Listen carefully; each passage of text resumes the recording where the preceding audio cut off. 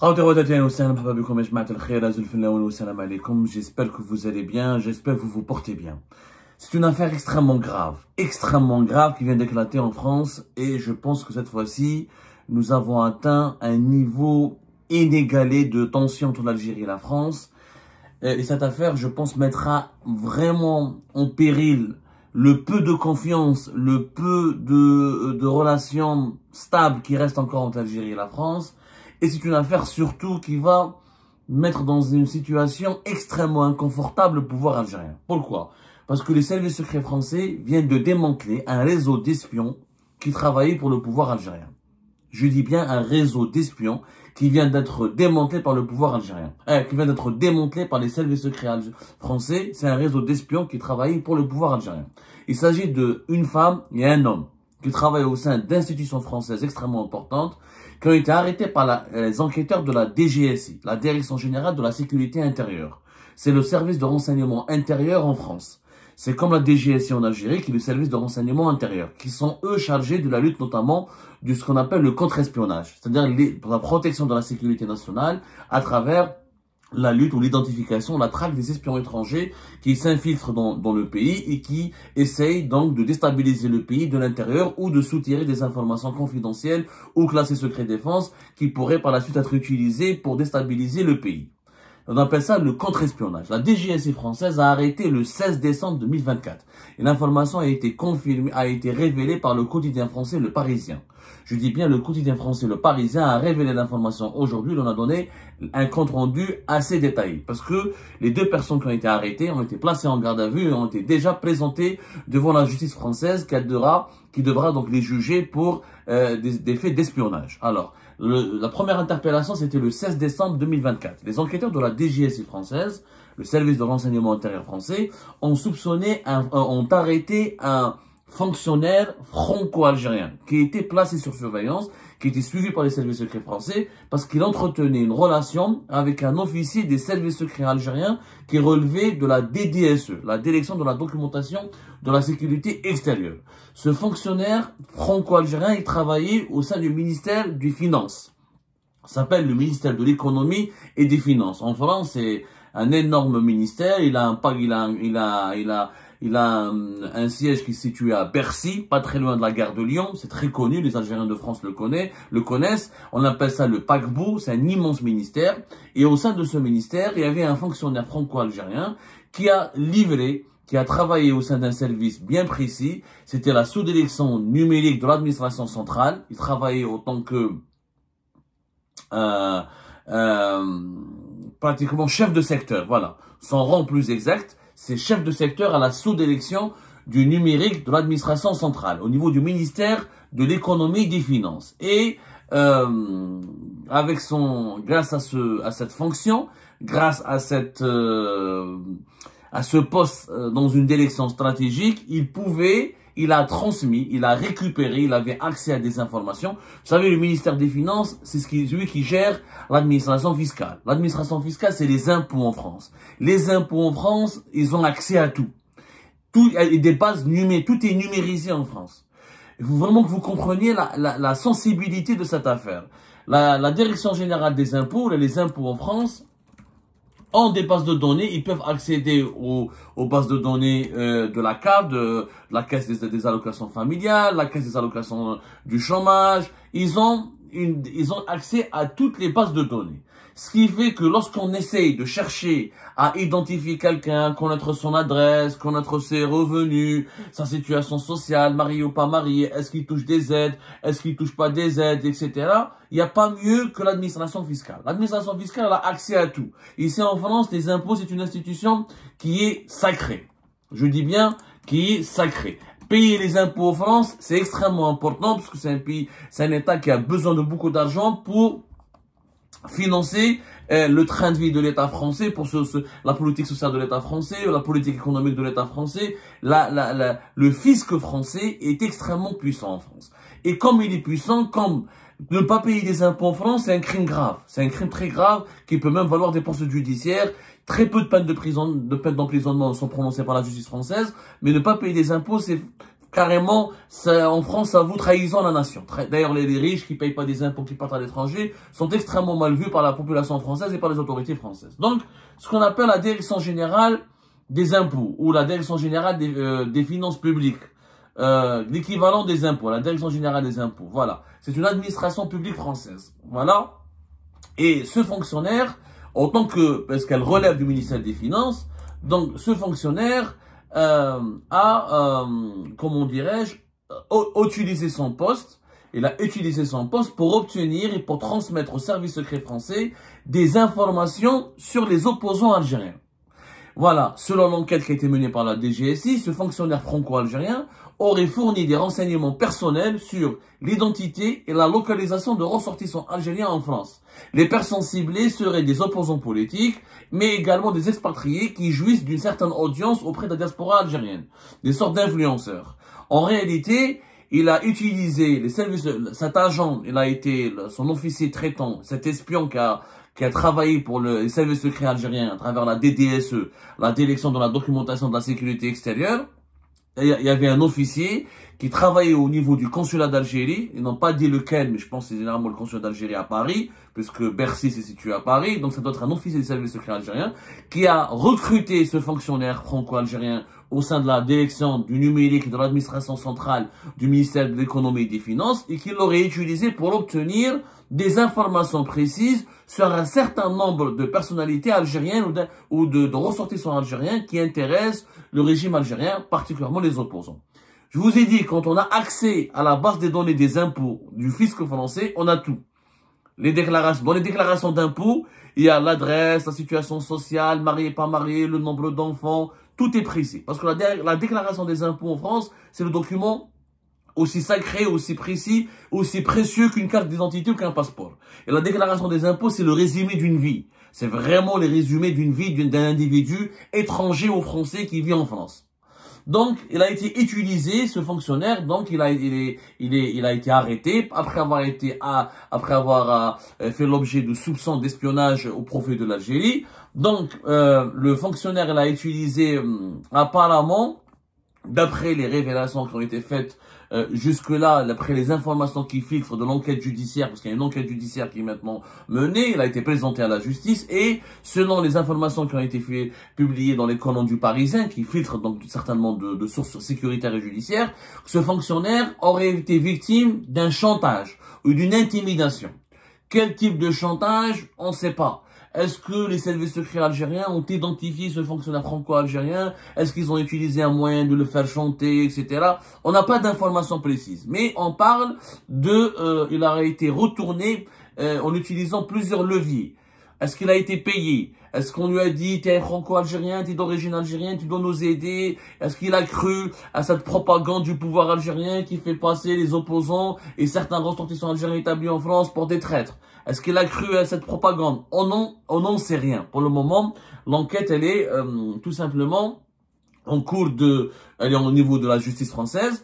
L'agent, le responsable des services secrets algériens n'a pas été arrêté, mais il a été identifié. Il peut pas être arrêté, pourquoi? Parce qu'il a l'immunité diplomatique. C'est un agent du consulat d'Algérie à Paris, donc il a la couverture diplomatique, donc il a l'immunité diplomatique, il peut pas être arrêté. Par contre, la France aurait demandé son départ. Puisqu'apparemment, aujourd'hui, selon les informations qui nous parviennent de ce dossier, il n'est plus sur le territoire français. Il est retourné dans son pays d'origine. Donc, l'enquête de la DGSI française, elle essaie de savoir maintenant d'identifier tous les fonctionnaires franco-algériens ou français qui ont été approchés par cet agent des services secrets algériens pour leur demander, pour traiter avec eux, pour les retourner ou pour les utiliser ou pour les recruter ou pour les employer afin d'obtenir un certain nombre d'informations. La deuxième personne qui a été arrêtée dans le cadre de cette enquête, c'est une employée, une femme âgée de 46 ans et qui travaille au niveau de l'Office français de l'immigration et de l'intégration. L'OFII. L'OFII, c'est une institution importante, beaucoup moins importante que le fisc, que le ministère des Finances, mais c'est une institution importante parce que c'est l'OFII qui identifie les étrangers, qui gère les procédures de regroupement familiaux, qui a une idée sur les demandeurs d'asile qui veulent le statut de réfugié politique comme moi, par exemple en France, on doit passer par l'OFII pour les hébergements, pour passer certains tests d'intégration, pour avoir les papiers, il faut passer par certains jours, il faut faire des journées de formation, il faut faire des tests, il faut passer par quelques examens qui sont organisés dans les locaux de l'OFI. Donc l'OFI, elle a aussi une base de données sur les étrangers en situation régulière et qui demandent l'asile ou qui sont en train de, ou qui peuvent obtenir le statut de réfugié politique ou qui ont fait le regroupement familial ou qui ont fait des procédures pour s'installer, pour s'établir sur le territoire français. Et cette femme, elle a été utilisée par le fonctionnaire de Bercy.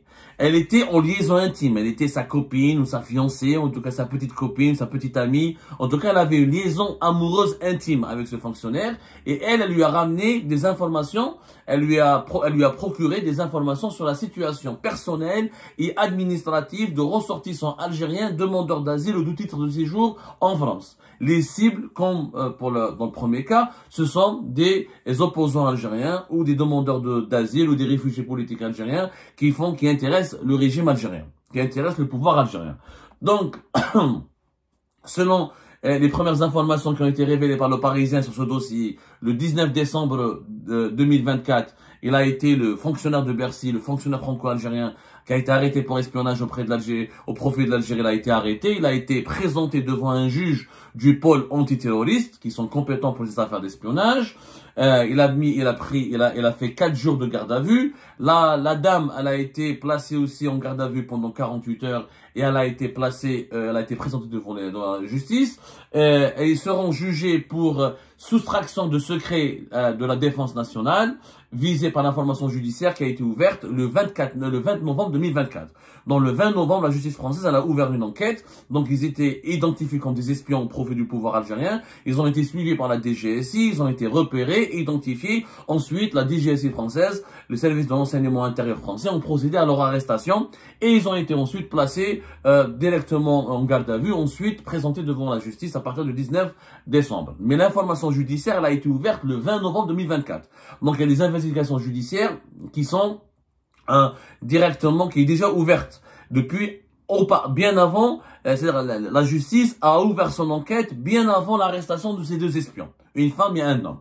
Maintenant, l'enquête de la justice française cherche à savoir quelles sont toutes les informations sensibles qui ont été transmises au pouvoir algérien. Est-ce qu'il s'agit uniquement de renseignements sur personnel pour identifier et localiser des ressortissants algériens, ou est-ce qu'il s'agit d'informations classifiées? Parce que, attention, dans l'espionnage, il y a 2 types d'informations. Il y a l'information qui est sensible, mais qui n'est pas classifiée, et des informations sensibles qui sont classifiées. Les informations classifiées, c'est tout ce qui relève du secret défense. Sur, par exemple,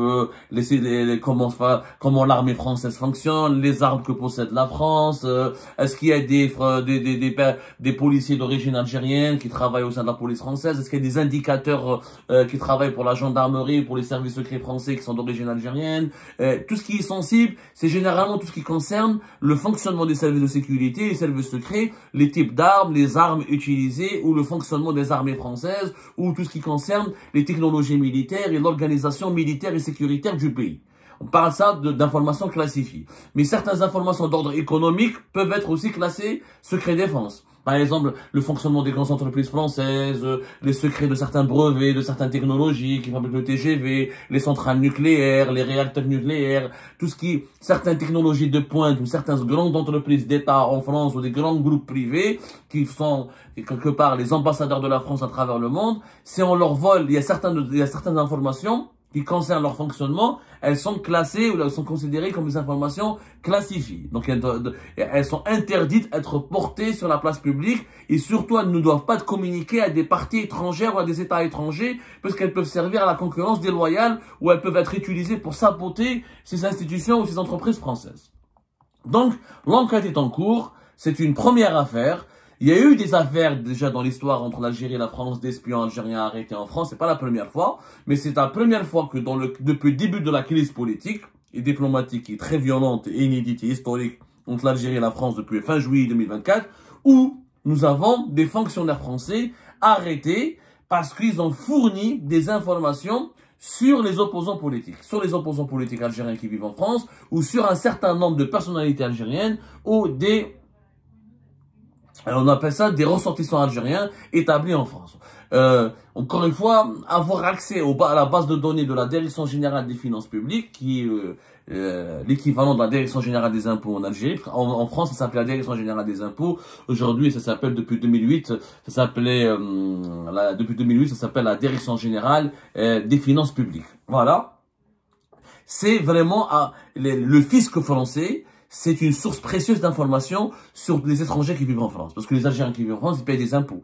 Même si tu es pauvre, même si tu es au RSA, tu es obligé d'avoir un avis d'imposition. Et dans l'avis d'imposition d'impôt, il y a tout. Il y a ton adresse, ta véritable adresse, parce que tu peux pas mentir aux impôts. Parce que les impôts font des enquêtes plus tard. Ton niveau de revenu, la composition de ton foyer. Donc il y a toutes les informations privées, les informations les plus privées, les plus sensibles sur les personnes physiques ou là sur les foyers qui vivent qui sont établis sur le territoire français. Donc, visiblement, les services secrets algériens voulaient accéder à des informations précises concernant un certain nombre le nom des opposants n'ont pas été révélés par la presse. Voilà, les opposants algériens qui vivent en France sont très connus, il y en a qui sont très médiatisés, il y en a qui sont beaucoup moins médiatisés et qui ont arrêté, qui ont abandonné l'activisme, il y en a qui sont impliqués dans le journalisme ou dans le cyberactivisme ou qui sont dans les milieux associatifs ou dans les partis politiques, etc. On n'a pas la liste de ces opposants algériens ou de ces personnalités algériennes qui ont été espionnés par ce réseau qui a été recruté ou qui a été retourné par ce réseau de fonctionnaires français qui travaillaient, qui œuvraient pour le pouvoir algérien, mais je pense que dans les jours à venir, on aura des informations de plus en plus précises et des informations très détaillées sur ce scandale qui démontre encore une fois que le pouvoir algérien a mené des activités subversives sur le sol français pour essayer de neutraliser ses opposants ou ses détracteurs. Maintenant, on aimerait bien savoir comment va réagir le pouvoir algérien. Est-ce qu'il va démentir ces informations? Est-ce qu'il va les commenter? Est-ce qu'il va réagir? Je pense qu'une réaction s'impose. Parce que d'un côté, on dénonce les services secrets français qui auraient mené des opérations sur le sol algérien. On en a fait un documentaire. Ça serait injuste et ça serait surtout malhonnête de la part des autorités algériennes de ne rien dire, de ne pas faire un commentaire et de ne pas infirmer ou confirmer cette affaire grave d'espionnage, mais cette fois-ci des services secrets algériens sur le sol français, sur le territoire français.